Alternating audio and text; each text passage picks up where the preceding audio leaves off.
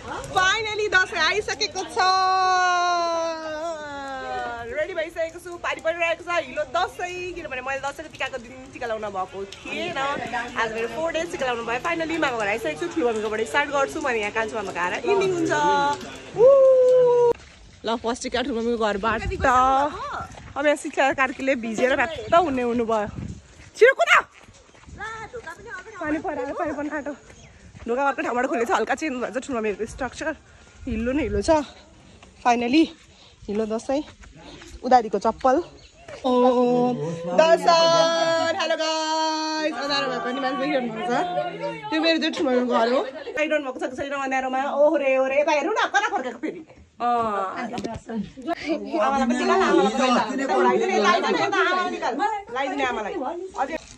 पानी परोस् अँध्यारो होस् ब्याग स्याग छोडेर यहाँनिर टिकटक कुमारीहरू बाटोमा आइसकेको छ यिनीहरू होइन यिनीहरू बरु ज्ञानी नै छन्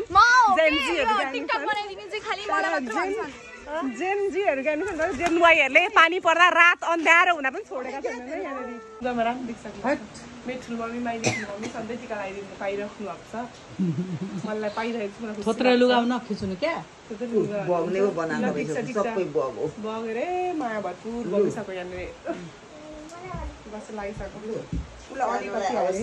ल आज पनि टिका लगाउँदैछु कति ज्ञानी छिन् हेर्नु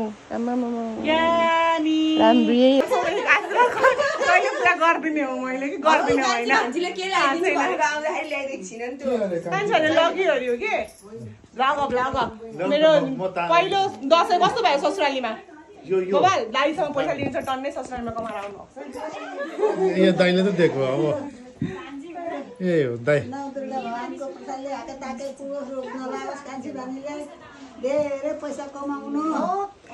सबै हिसाब पूर्ण गराइदिनु नौ दुर्गा भगवानको प्रसादले हाके जे सोचेको त्यो पुगोस्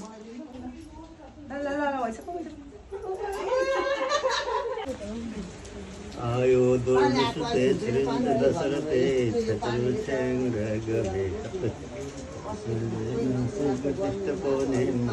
दुर्योधने सूर्य सुते बलम हलधरे सत्यम कुंती सुते ज्ञानी विदुरे भव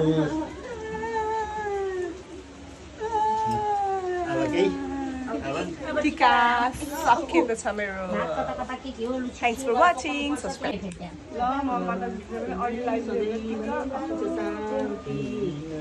परमात्मा शिव बाबाले सधैँ रक्षा गर्नुहोस् र नौ दुर्गा भगवानले पनि रक्षा गर्नुहोस् मेरी कान्छी छोरीको सधैँभरि चिताएको मनोकामना पूर्ण होस्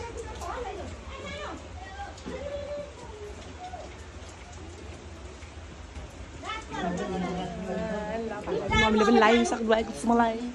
हामी लगाइसकेको छु यहाँहरूको दसैँ कस्तो भयो मेरो दसैँ चाहिँ यस्तै भयो पानी परिरहेको छ अन्धकार भइसक्यो बिहान